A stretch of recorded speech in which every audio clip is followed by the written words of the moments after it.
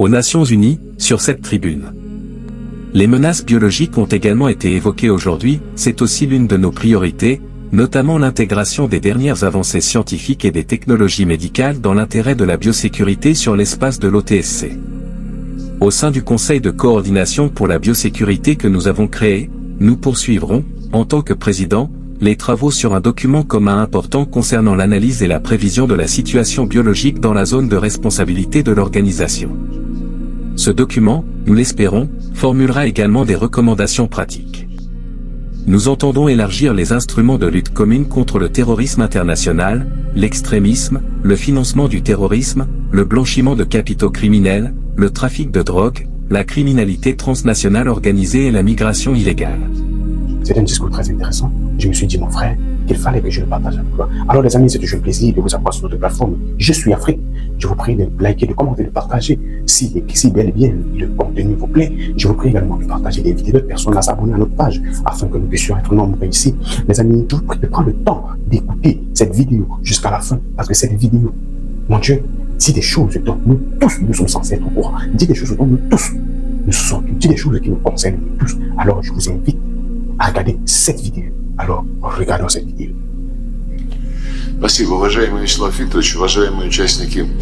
Merci, cher Vyacheslav Viktorovitch, chers participants à la réunion. La Russie, comme vous le savez, a pris la présidence de l'Organisation du Traité de sécurité collective le 1er janvier de cette année. Notre mandat se déroule sous la devise « La sécurité collective dans un monde multipolaire ». Un objectif commun. Une responsabilité partagée.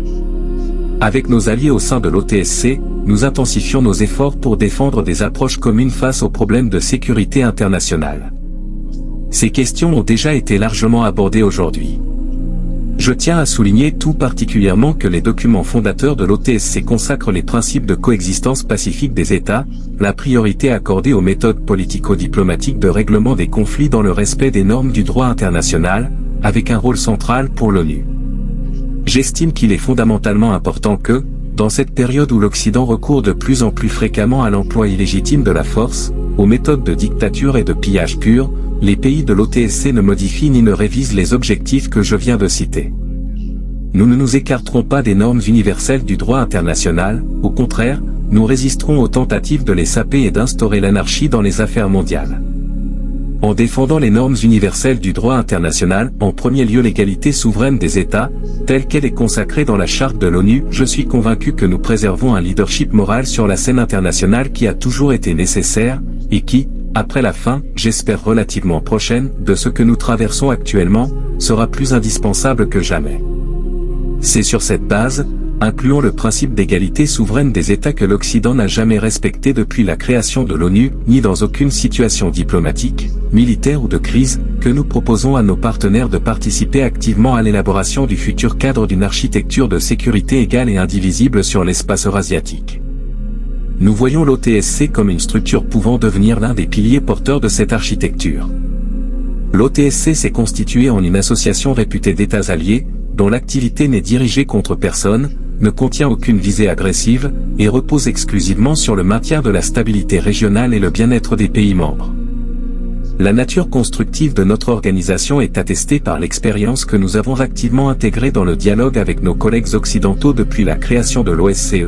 C'est l'OTSC qui s'est prononcé en faveur d'un dialogue avec l'Alliance Atlantique, c'est l'OTSC qui a proposé d'établir, dans le cadre de l'OSCE, un processus de renforcement de la confiance et de la transparence, et c'est l'OTSC qui a salué la décision du secrétaire général de l'ONU d'organiser des réunions régulières des secrétaires généraux des organisations militaro-politiques. Des représentants de l'OTAN y participaient, mais même alors, l'attitude de l'OTAN envers l'OTSC était extrêmement arrogante, il n'a jamais été question d'égalité de la part des dirigeants de l'Alliance Nord-Atlantique ni de ses membres. C'est pourquoi, lorsque nous réaffirmons notre ouverture aux contacts internationaux, il nous faut bien sûr tenir compte des leçons d'un passé très récent. Au sein de l'OTSC, toutes les décisions se prennent par consensus, ce n'est pas une simple formule, c'est un travail réel visant à trouver un équilibre des intérêts, fondé sur le respect mutuel, le bon voisinage, l'amitié sincère et l'entraide. Il n'y a aucune discipline par la contrainte au sein de l'OTSC, comme nous l'observons à l'OTAN, et je pense que vous pouvez tous le confirmer. Cette discipline par la contrainte a d'ailleurs migré vers l'Union européenne, où une bureaucratie bruxelloise non élue tente d'imposer aux gouvernements élus par les peuples européens des actions qui ne s'inscrivent pas dans les normes de fonctionnement convenues de l'Europe. La Russie maintient la continuité dans le développement des principales orientations de notre coopération au sein de l'OTSC. Nous poursuivons la mise en œuvre des initiatives de la précédente présidence de la République kirghize, bien sûr, comme de nombreux collègues l'ont dit aujourd'hui, et comme Vyacheslav Viktorovitch l'a développé en détail, notre objectif est de préserver et de protéger la vérité sur la lutte commune pour la libération du monde du nazisme. Il s'agit de perpétuer l'exploit du peuple soviétique, qui a défendu l'indépendance de sa patrie et libéré l'Europe et le monde de la peste brune. Le 19 avril a été proclamé en Russie journée du souvenir des victimes du génocide du peuple soviétique, commis par les nazis et leurs complices pendant la Grande Guerre patriotique de 1941 à 1945. Il faut naturellement tout mettre en œuvre pour que la jeunesse comprenne son histoire, l'histoire de ses ancêtres, et soit éduquée dans un esprit de profond respect envers ceux qui ont combattu au front comme envers ceux qui ont assuré la victoire à l'arrière. Nos pays ont apporté une immense contribution à l'accomplissement de ces tâches communes. Cette année, la communauté internationale commémore le 80e anniversaire de la conclusion des travaux du Tribunal militaire international de Nuremberg, qui a jugé la majeure partie des principaux criminels de guerre nazis et a juridiquement entériné la défaite du fascisme. Il est difficile de surestimer la portée du tribunal de Nuremberg. Ce jugement historique n'a pas seulement condamné les criminels du Troisième Reich, il a également mis hors la loi et hors de toute morale l'idéologie même du nazisme. À notre grand regret, cette idéologie, comme la pratique du nazisme, est aujourd'hui réanimée, y compris, hélas, en Allemagne, ainsi que dans les pays qui s'étaient ralliés en masse aux hordes hitlériennes lors de l'attaque contre l'Union soviétique. Ces forces tentent à nouveau de se rassembler sous ces maudits étendards pour infliger une défaite stratégique à notre pays. Cela concerne les pays baltes, la Finlande, et bien sûr l'Ukraine, dont on fait depuis plusieurs décennies un instrument de guerre contre notre État. Je dois mentionner, dans le contexte de ces tentatives de renaissance du nazisme, la Grande-Bretagne, qui a toujours été le berceau de la philosophie de la supériorité raciale. Nous devons absolument préserver la mémoire des victimes du génocide du peuple soviétique, du génocide de chaque peuple de l'Union soviétique. En préservant cette mémoire, nous avons l'obligation de faire en sorte que ces dates ne deviennent pas de simples formalités. C'est pourquoi nous sommes convaincus que défendre notre position commune sur la punition et l'interdiction de la glorification de ceux qui ont perpétré le génocide des peuples de l'Union soviétique doit être un travail permanent, et non une commémoration ponctuelle. Les parlementaires s'y consacrent activement, tout comme nos collègues du ministère de la Défense, des autres structures de force et notre service diplomatique. Je voudrais, par votre intermédiaire, adresser un profond salut à tous mes collègues. Nous avons récemment rencontré beaucoup d'entre eux lors du Conseil des ministres des Affaires étrangères de la CEI, où nous avons également évoqué la nécessité pour nos ambassades et consulats de continuer à améliorer la coordination de leurs actions à l'étranger, en particulier dans les pays européens et dans les autres pays qui ont participé d'une manière ou d'une autre à la Seconde Guerre mondiale. Ce travail doit impérativement être fondé sur des faits qui se multiplient, nos historiens et nos personnalités publiques menant un immense travail de recherche qui constitue une base supplémentaire pour couronner de succès nos efforts diplomatiques. Nous œuvrons à ce que la justice triomphe. C'est pourquoi nous poursuivons le développement des contacts de notre organisation, comme je l'ai dit, principalement avec les États de l'espace eurasiatique. La sécurité ici, sur ce territoire géopolitique, nous importe, ainsi qu'avec les organisations d'intégration de notre espace commun. Cependant, pour qui suit de près les derniers développements, les menaces en Eurasie s'accroissent considérablement, ce qui exige de nous des efforts supplémentaires, car ceux qui tentent aujourd'hui de dominer le monde en déclenchant des guerres et en anéantissant des civils pour terroriser des peuples entiers créent évidemment des menaces toujours nouvelles, y compris pour nos pays dans notre espace commun. L'instabilité autour de l'Afghanistan a déjà été mentionnée aujourd'hui. Une lutte complexe s'y déroule contre le terrorisme et le trafic de drogue, ce qui exige incontestablement de notre part une attention accrue. Mais il y a aussi la crise dans le Golfe Persique, résultant de l'agression non provoquée des États-Unis et d'Israël contre la République islamique d'Iran, la guerre qui s'étend parallèlement au Liban, les opérations militaires croissantes contre la République arabe syrienne dans le but d'une nouvelle tentative de démembrement de cet État, et bien sûr l'impasse totale qui aggrave la tragédie du peuple palestinien à Gaza et en Cisjordanie. Les chances de créer un État palestinien, si l'on regarde la carte géographique, se réduisent de plus en plus. et d'Israël émanent des déclarations officielles selon lesquelles un tel État n'existera jamais, et qu'il y aura un État d'Israël dans des frontières élargies. Cela n'épargnera pas notre région. Je viens tout juste de rentrer de la conférence diplomatique internationale d'Antalya, et dans les discours du président Erdogan, dans ceux des autres participants, dans les questions soulevées lors de ma participation à cet événement, s'exprimait une vive inquiétude, non seulement quant aux conséquences de la crise du Golfe Persique pour les pays de la péninsule arabique, mais aussi pour la mer Caspienne, le Caucase du Sud et l'Asie centrale.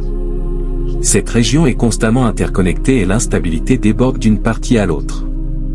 Il ne fait aucun doute que ceux qui cherchent à entretenir ce chaos ont pour l'un de leurs objectifs non négligeables d'approfondir la fracture au sein du monde islamique. C'est absolument évident, et notre organisation, composée dans une large mesure de nos collègues musulmans, doit en tenir compte dans ses projets et programmes pratiques.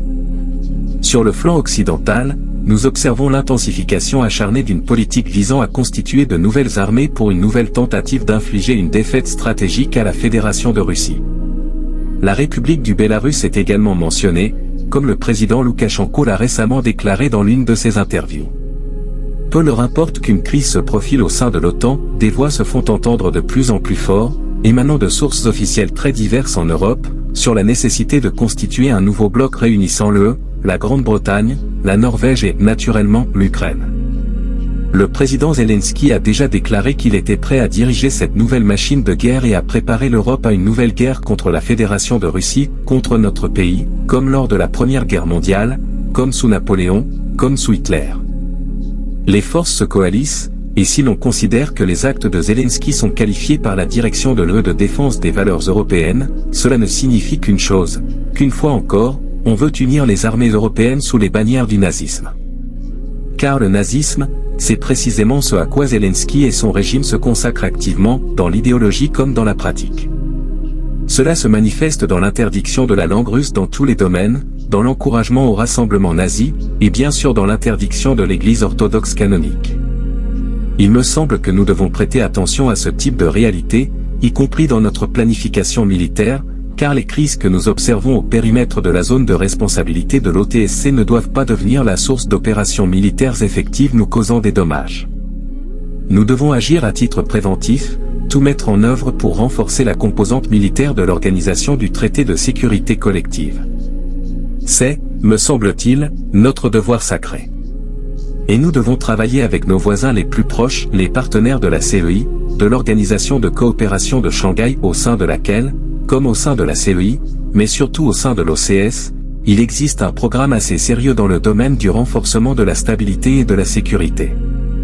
Récemment, les 3 secrétaires généraux de l'OTSC, de la CEI et de l'OCS ont approuvé une feuille de route prévoyant notamment la tenue à Moscou de conférences communes sur les problèmes de sécurité en Asie centrale et en Afghanistan.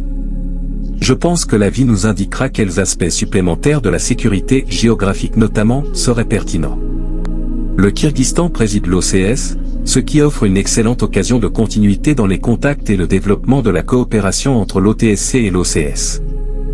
Nous sommes naturellement intéressés à élargir les horizons de coopération avec les pays amis, notamment dans le statut d'observateur et de partenaire, parmi lesquels, sur la voie parlementaire, la Serbie.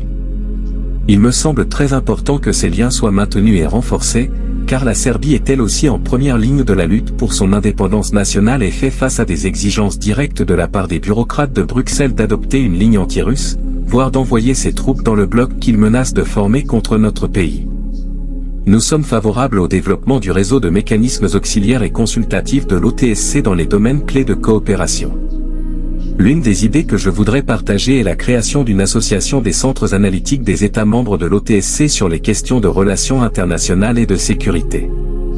Il me semble que dans les conditions actuelles, ce nouveau format s'inscrirait harmonieusement dans notre travail de renforcement de tous les domaines de la coopération alliée. Nous accordons une grande importance au développement de la composante de force de l'organisation. Le programme de notre présidence, présenté par le président Poutine, met l'accent sur le renforcement du potentiel de combat des forces collectives de l'OTSC, ainsi que sur leur équipement en armement et matériel moderne et compatible. Ce travail est accompli en conformité avec la nature des défis actuels et futurs, en tenant compte de l'expérience des conflits armés contemporains. Nous voyons comment, dans ce domaine aussi, nos collègues occidentaux tentent de faire concurrence, d'imposer leurs produits, qui ne seraient guère compatibles avec les armements principaux des pays de l'OTSC. Note, le texte original comporte ici une répétition manifestement erronée de la même phrase une soixantaine de fois, vraisemblablement due à une erreur de transcription. Aux Nations Unies, sur cette tribune. Les menaces biologiques ont également été évoquées aujourd'hui, c'est aussi l'une de nos priorités, notamment l'intégration des dernières avancées scientifiques et des technologies médicales dans l'intérêt de la biosécurité sur l'espace de l'OTSC. Au sein du Conseil de coordination pour la biosécurité que nous avons créé, nous poursuivrons, en tant que président, les travaux sur un document commun important concernant l'analyse et la prévision de la situation biologique dans la zone de responsabilité de l'organisation. Ce document, nous l'espérons, formulera également des recommandations pratiques. Nous entendons élargir les instruments de lutte commune contre le terrorisme international, l'extrémisme, le financement du terrorisme, le blanchiment de capitaux criminels, le trafic de drogue, la criminalité transnationale organisée et la migration illégale. Les travaux ont commencé sur une stratégie antiterroriste de l'OTSC à l'horizon 2030. Nous espérons que les chefs d'État pourront l'adopter cette année. Nous accordons une haute valeur au rôle de la coopération interparlementaire. Aujourd'hui a été rappelée une date mémorable qui surviendra cette année, le 20e anniversaire de la création de l'Assemblée parlementaire de l'OTSC. Les assemblées accomplissent un travail systémique très important pour favoriser la création d'un espace juridique unifié sur tout le territoire de l'OTSC et pour assurer la base législative des décisions prises par le Conseil de sécurité collective. La signature attendue de l'accord de l'Assemblée parlementaire ouvrira bien sûr de nouvelles perspectives dans le développement de cette dimension de l'OTSC et dans l'élargissement des liens extérieurs de notre organisation, et contribuera à renforcer son autorité. Les experts des ministères des Affaires étrangères participent également activement à la finalisation de ce projet. Le 11 novembre de cette année se tiendra le principal événement de l'OTSC, le sommet de Moscou. Nous travaillerons avec nos collègues des services diplomatiques de tous les pays ici présents pour que, d'ici à ce sommet, soient préparés des documents substantiels et dignes, qui contribueront au développement ultérieur de notre alliance. Je vous remercie de votre attention. Ce discours de Lavrov n'est pas un discours ordinaire. Il trace une ligne claire, d'un côté, l'OTSC et ses alliés qui défendent la souveraineté et le droit international. De l'autre, un Occident que Moscou accuse de préparer une nouvelle coalition militaire contre la Russie sous la direction de Zelensky. Les menaces s'accumulent, en Ukraine, au Moyen-Orient, en Asie centrale, autour de l'Iran. Lavrov le dit sans détour, les risques augmentent sur tous les fronts. La question qui reste en suspens est simple, jusqu'où ira cette escalade ? Si cette vidéo vous a éclairé, abonnez-vous et activez la cloche parce que ce qui se prépare mérite d'être suivi de près.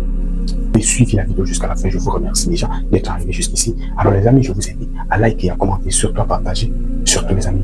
Donnez-moi votre avis en commentaire afin que nous soyons nombreux ici. Plus tard, je vous remercie d'être arrivé jusqu'ici. Ciao.